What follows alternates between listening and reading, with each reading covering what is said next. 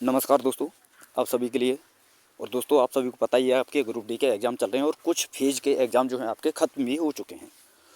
और फाइनली जो आपका एग्ज़ाम ख़त्म होने वाला है वो है आपका फरवरी में, यानी 10 फरवरी तक आपका लास्ट जो है एग्ज़ाम चलने वाला है। इसी बीच में दोस्तों देखिए, यहाँ पर मैं आपके लिए जिन फेज़ों का एग्ज़ाम हो चुका है या फिर जिनका होने वाला है लेवल के आधार पर, क्योंकि दोस्तों आपने देखा है फर्स्ट फेज से ही आप देखते आ रहे हैं कि आपका जो पेपर का लेवल है, अटेंडेंस जो है स्टूडेंटों की वही सेम रह रही है। ना ही कोई ऐसा पेपर में कोई बदलाव मिला है देखने को, और ना ही कोई अटेंडेंस में कोई ऐसा बदलाव देखने को मिला है। तो उसी के डाटा के आधार पर यहाँ पर मैं सारी चीज़ यहाँ पर आपके लिए बताने वाला हूँ कि आपकी ग्रुप डी की कट ऑफ क्या रह सकती है। ऑफिशियल डाटा के आधार पर हम आपके लिए बताएंगे, और सेफ जोन कौन कौन से हैं, किन जोनों में जो है आपकी कट ऑफ कम जाएगी, और शिफ्ट के हिसाब से भी मैं बताने वाला हूँ आपके लिए सारी चीज़ें। और कितने मार्क अगर आपके हैं तो आप क्वालिफाई हैं, या फिर कितने मार्क होने पर जो है आप जो है एग्ज़ाम से बाहर हो सकते हैं, यानी कितने नंबर पर जो है आप फिजिकल की तैयारी कर सकते हैं। सारी चीज़ें यहाँ पर हम डिस्कस करने वाले हैं। तो चलिए दोस्तों, वीडियो को स्टार्ट करते हैं। और जिन भाइयों ने अभी तक हमारे इस चैनल को सब्सक्राइब नहीं किया, उनसे मेरा रिक्वेस्ट है कि चैनल को सब्सक्राइब करके साथ में ऑल वाला बेल आइकन जरूर दबा लें, ताकि दोस्तों मेरी आने वाली हर वीडियो का नोटिफिकेशन सबसे पहले दोस्तों आपके पास पहुँच सके। तो चलिए दोस्तों, अब चलते हैं वीडियो की तरफ। तो देखिए दोस्तों, सबसे पहले यहाँ पर आपके लिए बता दूँ, यहाँ पर जो बातें करने वाले हैं हम सारे के डाटा 2018, 2019 और 2025 के डाटा के आधार पर सारी चीज़ यहाँ पर मैं आपके लिए क्लियर करने वाला हूँ। तो सबसे पहले हम बात करते हैं दोस्तों, ग्रुप डी 2018 में कितनी पोस्टें आपकी आई थी। तो पोस्टें आई थी 62,907, जहाँ पर टोटल फॉर्म फिलअप हुआ था 1,90,00,000, और पर सीट कंपटीशन रहा था वहाँ पर 70 कैंडिडेट का कंपटीशन रहा था वहाँ पर एक सीट के लिए। और प्रेजेंट कितना रहा था वहाँ पर स्टूडेंट, 60 से 65% स्टूडेंट जो है प्रेजेंट रहा था। अब चलते हैं ग्रुप डी 2019 की अगर हम बात करें तो यहाँ पर टोटल वैकेंसी आई थी 1,03,769, और टोटल फॉर्म फिलअप हुआ था 1,15,00,000, और पर सीट कंपटीशन यहाँ पर देखने को मिला था 110 स्टूडेंट का पर सीट कंपटीशन था।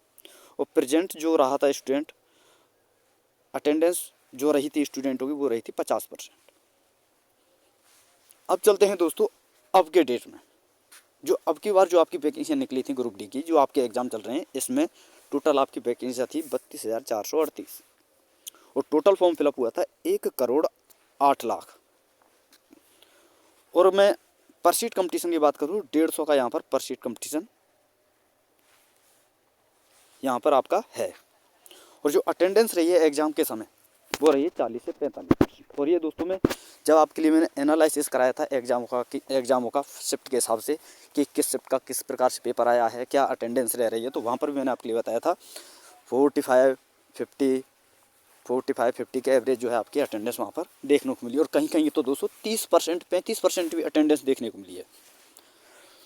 तो अब आप देख सकते हैं दोस्तों, जैसे जैसे हम 2018 से 2024-25 की तरफ बढ़े हैं, तो यहाँ पर आप देखते चले आ रहे हैं दोस्तों, जो स्टूडेंटों ने जो फॉर्म फिलअप किया है वो 1,90,00,000 से घट करके 1,08,00,000 पर पहुँच गया। वहीं अटेंडेंस भी दोस्तों आपकी 60-65% से लेकर के घटते घटते घटते घटते आपकी अटेंडेंस रह गई कितनी, 40 से 45%, या फिर आप 48 या 50 भी आप मान सकते हैं, लेकिन लगभग इतना ही अटेंडेंस रहा है, 45% के समथिंग। तो इस हिसाब से भी दोस्तों अगर अटेंडेंस इतनी है और टोटल फॉर्म भी फिलअप कम हुआ है, तो यहाँ पर आप देख सकते हैं दोस्तों कंपटीशन भी थोड़ा सा यहाँ पर कम रहेगा। और पेपर के लेवल की अगर मैं बात करूँ तो पेपर का लेवल देखिए दोस्तों, यहाँ पर मैं सारा डाटा लिखा हुआ है, ये रहा आपका पेपर का लेवल जो है, कंपटीशन लेवल जो है मीडियम रहा था। और पेपर का लेवल जो है 2019 के मुकाबले, जो 2019 में जो फॉर्म फिलअप हुआ था उसका एग्ज़ाम हुआ था 2022 में, और 2022 में आपने देखा हो दोस्तों कितना भयंकर जो है पेपर का लेवल वहाँ पर रहा था, हाई लेवल रहा था। और उसके मुकाबले दोस्तों ये 2019 के मुकाबले ये जो है आपका लो ही रहा है यहाँ पर पेपर का लेवल। अब बात करें दोस्तों कट ऑफ की, कि मैक्सिमम कट ऑफ आपकी कितनी जा सकती है, तो उससे पहले मैं आपके लिए एक चीज़ आपके लिए दिखा देता हूँ दोस्तों। हालांकि कैटेगरी वाइज भी मैंने यहाँ पर सारी चीज़ें लिखी हुई हैं, तो पहले हम बात कर लेते हैं डाटा की। ये आपका ऑफिशियल डाटा था जहाँ पर टोटल फॉर्म फिलअप हुआ था, और उसी हिसाब से यहाँ पर इन्होंने ऑफिशियल डाटा दिया था कि कैटेगरी वाइज कितना टोटल फॉर्म फिलअप यहाँ पर हुआ है और जोन वाइज। अब चलते हैं दोस्तों, यहाँ पर ये डाटा मैंने तैयार किया है और यहाँ पर आप देख सकते हैं जो सबसे सेफ जोन है, जहाँ पर सबसे कम कंपटीशन है, तो वो आप यहाँ पर देख सकते हैं रांची। रांची के बाद में दोस्तों अहमदाबाद, और अहमदाबाद के बाद में दोस्तों न्यू दिल्ली यानी चंडीगढ़ में 243 का पर सीट कंपटीशन है। और सबसे हाई जोन की अगर मैं बात करूं तो सबसे हाई जो कंपटीशन है वो है आपका सिकंदराबाद में, फिर उसके बाद में दोस्तों आपका हुबली, बेंगलुरु जिसे हम बोलते हैं, फिर उसके बाद में दोस्तों आपका गुवाहाटी में सबसे हाई कंपटीशन। यानी ये 3 जोन, और 3 जोन मैंने आपके लिए बता दिए हैं जहाँ पर सबसे कम और सबसे हाई कट ऑफ आपकी रह सकती है। कंपटीशन यहाँ पर आप देख सकते हैं दोस्तों कम ही है। तो ये सारी चीज़ आपने देख ली। अब चलते हैं दोस्तों मैक्सिमम कट ऑफ आपकी कितनी जा सकती है। जैसे कि हाई जोन है तो वहाँ पर दोस्तों देखिए, आपने भी एग्ज़ाम दिया होगा, आपने अपने हॉल में अटेंडेंस देखी होगी, क्या अटेंडेंस रही है, और पेपर का लेवल भी आपने देखा है।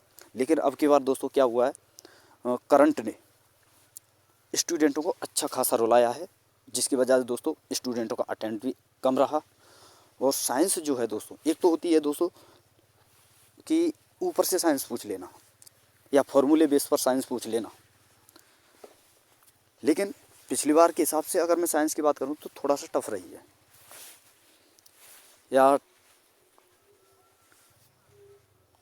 टफ क्यों रही है दोस्तों, कि क्वेश्चन जो है दोस्तों थ्योरेटिकल पूछा गया, और थ्योरेटिकल क्वेश्चन होता है दोस्तों, अगर किसी ने अच्छी तरह से थ्योरी अगर आपने पढ़ी है तो आपने साइंस अच्छी करी होगी, अन्यथा नहीं। तो यहाँ पर थ्योरेटिकल क्वेश्चन की वजह से दोस्तों यहाँ पर जो है साइंस का लेवल थोड़ा सा हाई रहा है।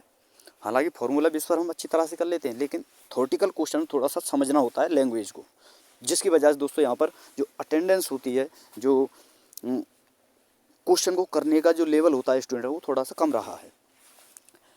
अब बात करें दोस्तों कि कट ऑफ, जब साइंस जो है कम लेवल की, थोड़ा सा हाई लेवल की पूछी गई है, तो कट ऑफ पर कहाँ प्रभाव पड़ेगा सबसे ज़्यादा, ये पड़ा है आपका एक तो साइंस की वजह से जो कि थ्योरेटिकल है, और उसके अलावा दोस्तों करंट की वजह से। करंट किसी को उम्मीद ही नहीं थी कि जो 20 के 20 क्वेश्चन जो कि आपके जी के एंड करंट से पूछे जाते हैं, वो 20 के 20 क्वेश्चन आपके करंट से ही पूछ लिए जाएंगे, ऐसा किसी को उम्मीद ही नहीं थी।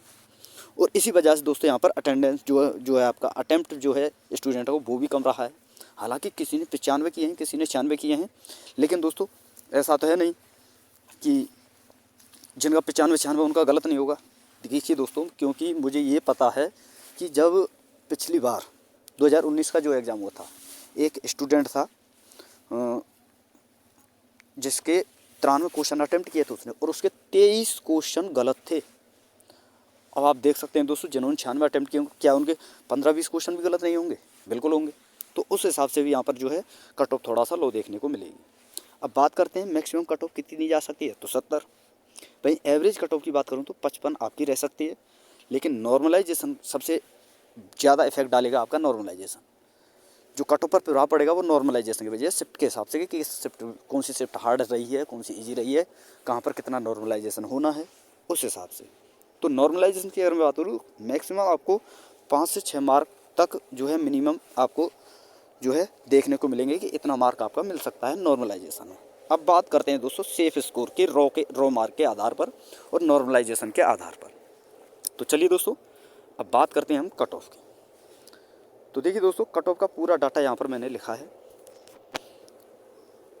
कि किसी ने, देखिए दोस्तों यहाँ पर UR, OBC, EWS, SC और ST, जैसे कि यहाँ पर ये मैंने PET के लिए लिखा है विद नॉर्मलाइजेशन। नॉर्मलाइजेशन के बाद में जैसे कि आपका रॉ मार्क, मान लीजिए दोस्तों यहाँ पर मैं एक बार रॉ मार्क डालना भूल गया था, एक बार मैं यहाँ पर आपके लिए बता देता हूँ।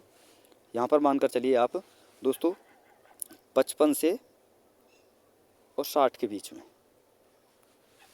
और यहाँ पर मानकर चलिए दोस्तों आप क्या है आपका ये रहा 52 से लेकर के, सॉरी दोस्तों ये 58 के बीच में, और यहाँ पर मानकर चलिए दोस्तों आप 50 से 56 के बीच में, और यहाँ पर आप मानकर चलिए दोस्तों 48 से 55 के बीच में, और यहाँ पर आप मानकर चलिए दोस्तों 46 से लेकर के 52 के बीच में। ये तो आपका रहा रॉ मार्क। इसके बाद दोस्तों नॉर्मलाइजेशन भी होना है। तो अगर इतना आपका रॉ मार्क बन रहा है ये वाला, तो ये समझ लीजिए दोस्तों आपका पीईटी के लिए सिलेक्शन हो सकता है, क्योंकि फाइनल कट ऑफ मैंने आपके लिए बताई थी मैक्सिमम कितनी जा सकती है 70, जो कि यहाँ पर आप देख भी सकते हैं ये रहा। तो पीईटी की कट ऑफ की बात करूँ तो पीईटी ये तो आपका रॉ मार्क हुआ ये वाला तो, और पीईटी कट ऑफ की लिए बात करूँ तो यहाँ पर आप देख सकते हैं कैटेगरी वाइज यूआर के लिए 58 से 65 के बीच में रह सकती है, ओबीसी के लिए 55 से 62 के बीच में, ईडब्ल्यूएस के लिए 54 से 60 के बीच में, और आपका एससी के लिए 48 से 55 के बीच में वही दोस्तों, और आपका जो है 46 से 52 के बीच में एसटी के लिए। ये पीईटी थोड़ा सा यहाँ पर देखिए एससी एसटी में थोड़ा सा कंपटीशन कम होता है, तो उतना ही लेवल रहने वाला है पीईटी और रॉ मार्क में, कुछ ज़्यादा खास अंतर देखने को नहीं मिलेगा। हाँ, यहाँ पर प्लस 3-4 नंबर आप कर सकते हैं एससी एसटी में, ठीक है दोस्तों, 3-4 नंबर। अब बात करते हैं फाइनल जो आपका सिलेक्शन होगा उसके लिए जो है आपका कितना मार्क होना चाहिए विद नॉर्मलाइजेशन। तो यहाँ पर देख सकते हैं यूआर में आपका 65 से 70 के बीच में होना चाहिए, ओबीसी में आपका 60 से 65 के बीच में, ईडब्ल्यूएस में 56 से 62 के बीच में, एससी में 52 से 60 के बीच में, और एसटी में 50 से 58 के बीच में। हालांकि जब और फेज होंगे, जब आपका फाइनल एग्ज़ाम होगा तो उसके बाद में और पता चलेगा कि क्या जो है स्टूडेंटों का, क्या पता अटेंडेंस बढ़ गई हो लास्ट में, तो वहाँ पर भी थोड़ा सा प्रभाव पड़ेगा, और सबसे ज़्यादा प्रभाव पड़ेगा नॉर्मलाइजेशन का। तो बाकी सारी चीज़ें देखते हैं दोस्तों। तो यह आपका एनालिसिस था, जो फेज हो गए हैं उनके आधार पर मैंने सारी चीज़ें आपके लिए डिसाइड की हैं, यानी आपके लिए बताई हैं।